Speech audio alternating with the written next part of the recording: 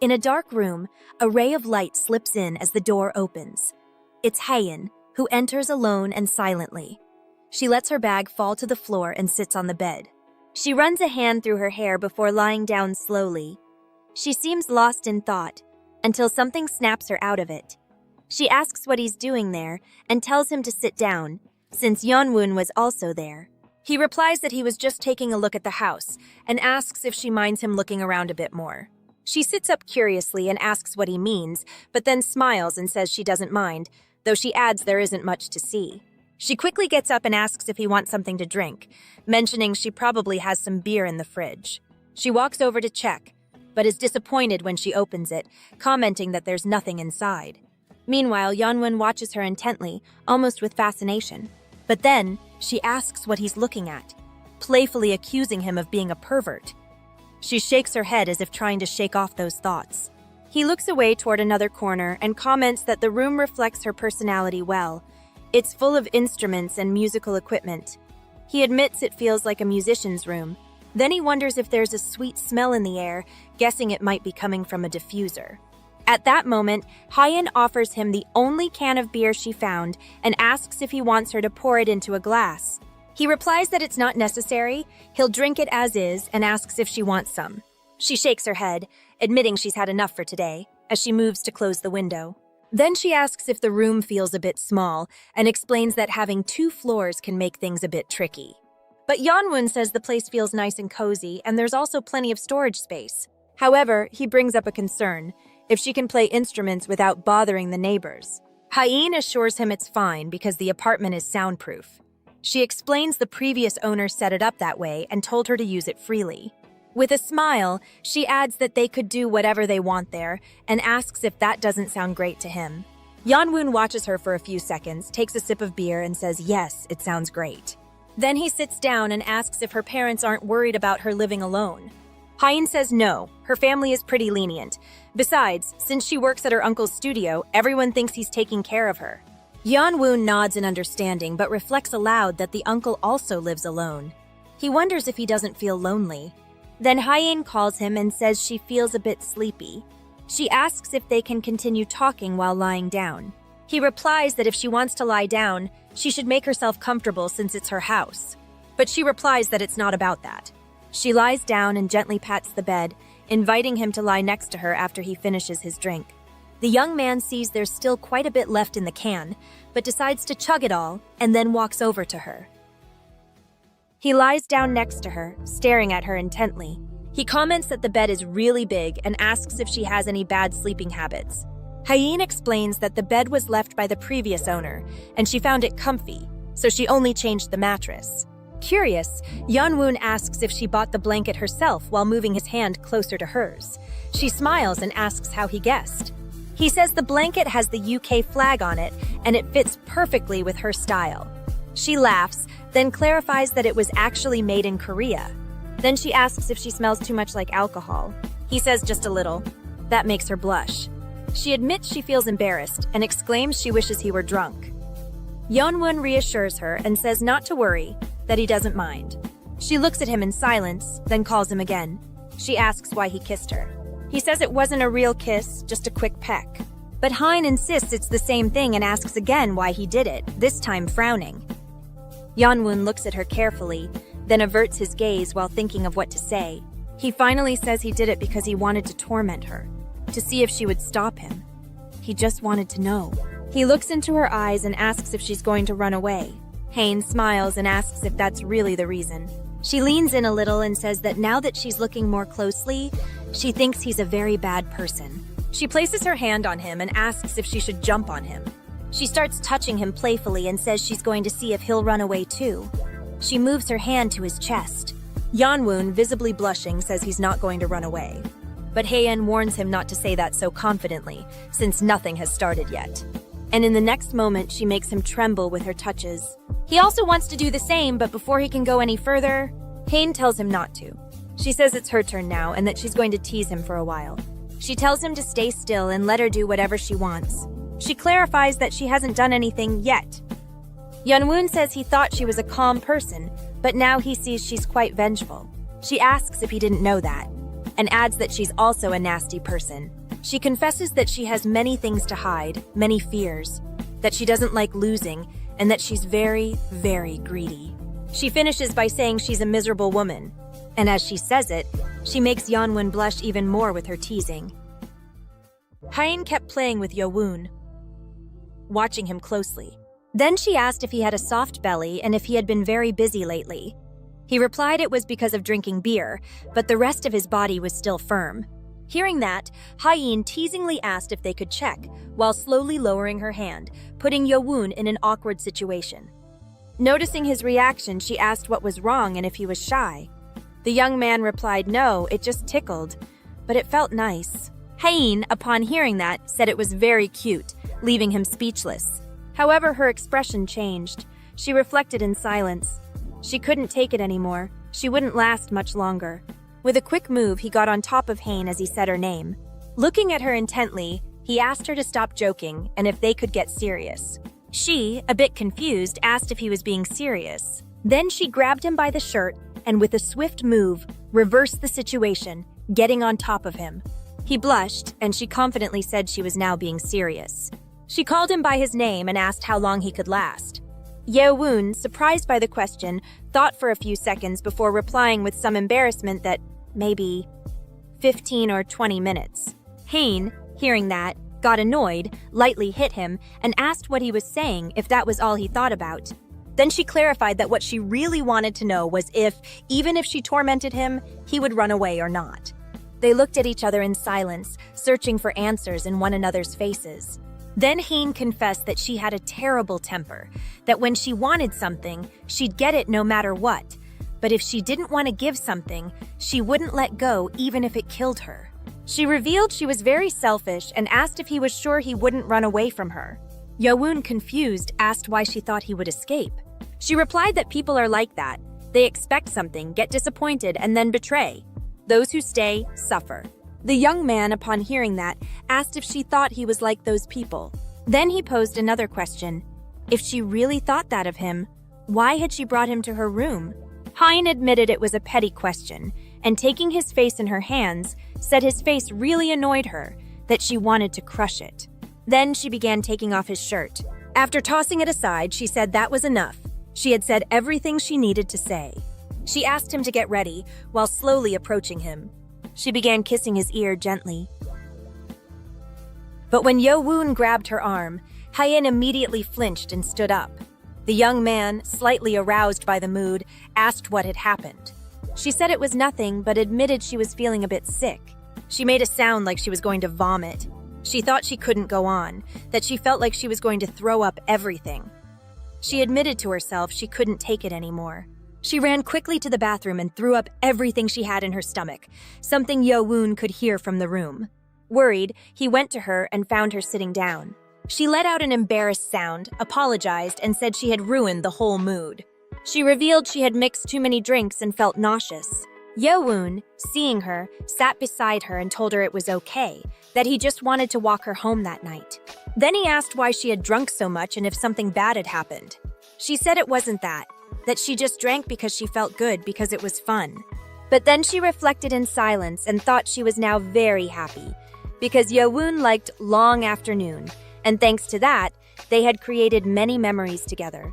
That's why she was so happy and excited, like when she bought her first guitar. Even so, she wondered why she felt that uneasiness and fear deep in her heart. She wondered if maybe she feared that the affection and care he showed her might someday vanish by chance. She also wondered why she couldn't just fully enjoy this happiness she had long desired. After that embarrassing moment, they both lay on the bed. They looked at each other, until Hain broke the silence, apologizing, since she felt like she had only brought him home to do chores. Yeonwon, jokingly, replied that it was fine and asked her not to worry and to get some sleep since she was still dizzy. She agreed, saying she would sleep and wished him good night. Yeonwon looked at her for a few seconds and reflected silently. He didn't want to lose that person he liked. That's why he had been honest. That's why he had come close, even though he thought it might have just been a way to avoid complicating things and quickly reach a conclusion, leaving the decision in Hain's hands. He acknowledged it had been a very irresponsible confession, made only from his own comfort. He knew he needed to make a better confession, one that wouldn't make her feel insecure. During the night, while they both slept, Hae-in started to feel uncomfortable. She woke up, murmuring that it was stifling, turned to the side, and took off the leggings she was wearing. She thought it was a relief, that as expected, it wasn't comfortable to sleep in leggings. Then she looked to her side and saw Yewoon. She almost screamed from the shock, since she had completely forgotten he was sleeping next to her. Gently running her hand through his hair, she watched him sleeping deeply, and looking at him more closely, she reflected that she wouldn't reveal yet that she was long afternoon. At least not for now. She hugged him and thought that even if one day he came to hate her, or she him, only then could Yukin and Long Afternoon continue being Yewoon's favorites. The next day, Yukin is riding a whale flying over the skies of Seoul. He starts approaching a building, getting close enough to look through the window. He sees Yewoon, who is sleeping peacefully and appears to be alone, as there's no one next to him. At that moment, what seems to be Hae-in approaches and asks him to get up, causing the boy to sit up suddenly. A bit shaken, he hears his phone alarm. Before fully reacting, he wonders where he is, then remembers he stayed over at Hae's house. He admits that caught him by surprise. He reflects that luckily he didn't fall completely asleep, since if he leaves now, he can still make it to his morning class. Then he hears a sound. It's Hen, coming out of the bathroom. Seeing him, she asks if he's fully awake. He, in turn, asks if she's feeling better from the hangover. She replies more or less, and offers him some water. Yewoon says 1 glass is fine. Then she stares at him for a few seconds and asks why he took off his pants. She sits next to him and says she saw his pants hanging in the bathroom, asking if the room was too hot last night. The young man looks at her confused and asks if she doesn't remember what happened yesterday. That leaves her puzzled, and she asks what happened. We return to the past when Yewoon was with Hae-in. The boy comes closer and suggests she lie down on the bed. He tells her that when someone has a stomachache, it's best to lie down and rest. She agrees and begins to get up slowly, until she suddenly feels sick again and vomits all the contents of her stomach on Yewoon. Back in the present, the girl hides in shame. The boy explains that's why he put her to bed, cleaned the bathroom, and washed the pants to let them dry. He clarifies he's not bragging, but it's better to be honest to avoid misunderstandings. Hae-in immediately stands and bows to apologize, saying she feels like she's going to die of embarrassment. She promises to pay for the laundry, or even better, buy him new pants. Yewoon says it doesn't matter, that he already said he wouldn't say anything. Besides, he says the pants were old and he was planning to throw them away, so she shouldn't worry. Then he asks if she can bring him the pants since he needs to leave soon, something Hae-in does without issue. Right after, she says she'll stay facing away so he can get dressed in peace. The boy laughs and asks if they're playing some game, but she tells him to hurry up before she turns around. While putting on his pants, Yewoon watches her closely. He remembers that he must make a proper confession. Then he calls her and asks if they can eat together on their next day off. He suggests cooking pasta at his place, and in the process, continuing the conversation they had last night.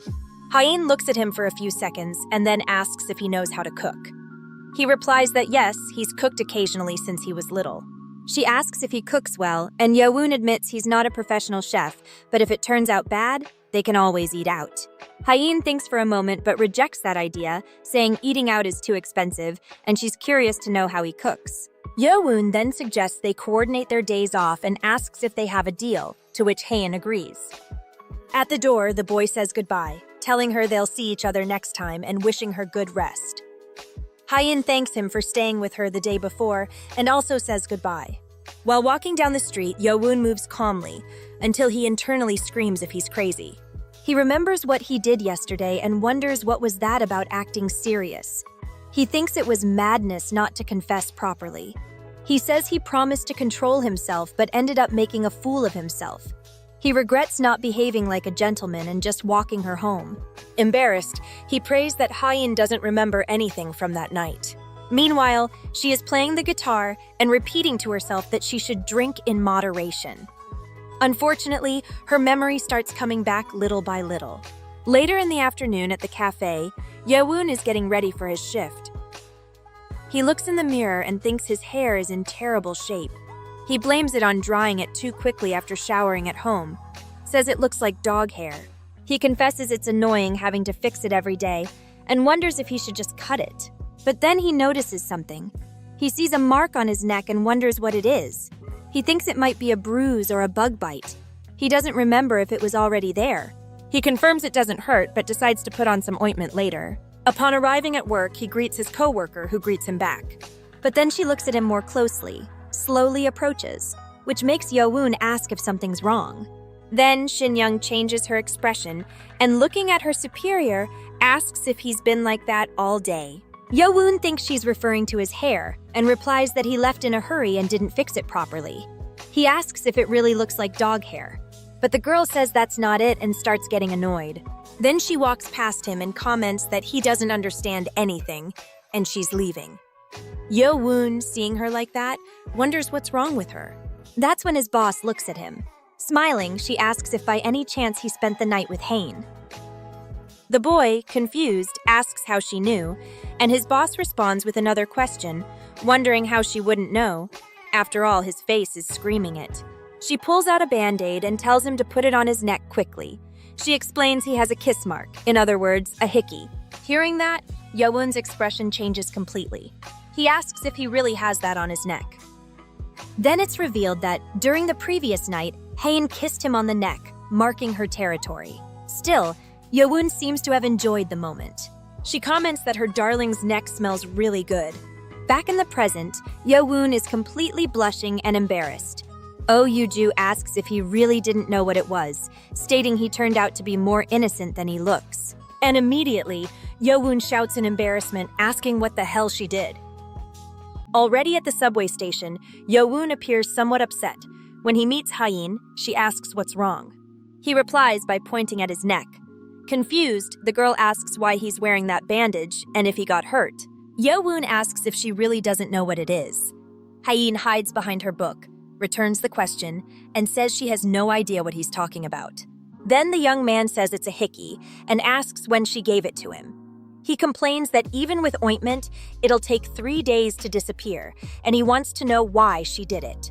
Hain, somewhat surprised, comments that 3 days is a lot, and guesses that he must have very sensitive skin. Yo-woon looks annoyed, but still asks her to be honest and scolds her for not telling him he had that mark when she saw him in the morning. He says he didn't know it was a hickey and spent the whole day without covering it. That makes Hain laugh, and she asks if he really didn't know, thinking he must have seen it in the mirror at some point. He says he did look in the mirror but thought it was just a small wound. Then the girl, curious, asks if he's really never seen a hickey in his life. He says something like that and asks what's so weird about it. Hain admits it's possible he didn't know, since it does look like a small bruise. Yo-woon stares at her for a few seconds, then asks if she's seen a lot of hickeys.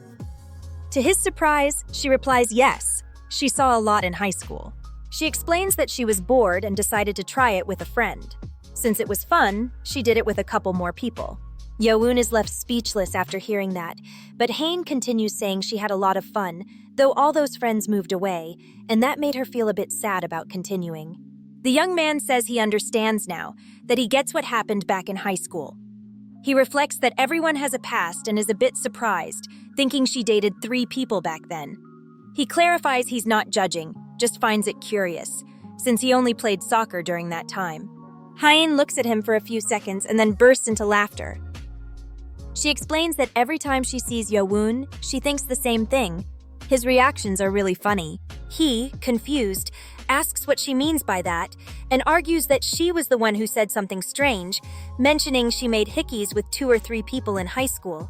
Hain clarifies that it was just for fun, on the forearm, and only among girls.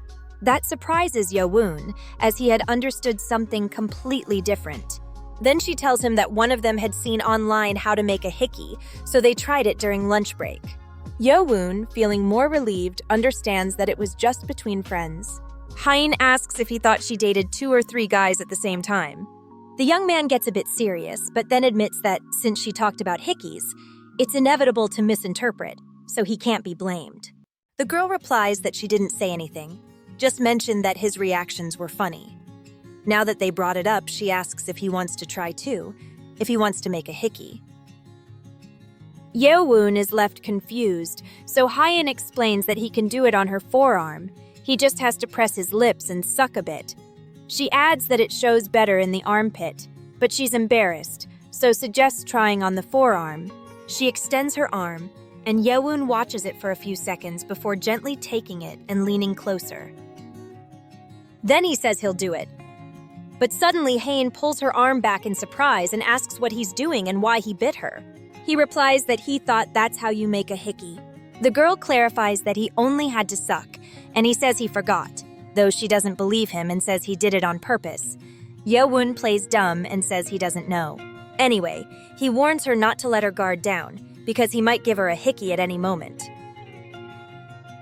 Hyein looks at him with a smile and asks if he's serious. Yeowon, realizing what he just said, blushes and clarifies that there's nothing weird about it. He just didn't want her to see him as someone naive. He adds that, even if it doesn't seem like it, he's older than her. Hyein watches him for a moment and, hiding behind her book, replies that if he says so, she understands. Then she asks if he'll give her a hickey after all. He says yes, which she finds amusing. After that, Yeowon was drying himself and, upon leaving the bathroom, says he can now shower with cold water to save on heating. He drinks some water and then notices something, moves swiftly, throws the towel, and grabs his phone before diving into bed. From there, he wonders if Hyein has already gotten home, and he's curious about what photo she sent him today. He looks at the new image and wonders if that's a hickey. He chuckles a little, saying it's great, and that she ended up sending him a picture with a hickey sticker. He thinks he should save that photo too and add a caption. At that moment, he receives a notification. Long Afternoon has posted something new. That lifts his spirits a lot. He gets up immediately, excited, happy that there's finally an update. He reflects that he was starting to worry, since it had been a while since they last posted a photo. Upon seeing the image, he says he'll analyze it later. First, he has to hit the like button. Meanwhile, in Hyen's apartment, she was reading until she also got a notification on her phone. When she checks it, she notices someone liked her image and wonders who it was, especially at that hour. She wonders if it was Yeowon. She lies down and thinks that her Instagram profile has no photos or name, so she can't know who it is. But then she remembers that Yeowon always liked Long Afternoon and watched its live streams. She admits that she only just realized she always left a trace. She smiles and comments that there was no need to leave a hickey. Then she grabs her guitar, starts tuning it, and wonders if she should write a song. That scene is shown with Yukin playing until it starts to rain. That makes little Yukin raise his gaze to the sky, watching the falling rain.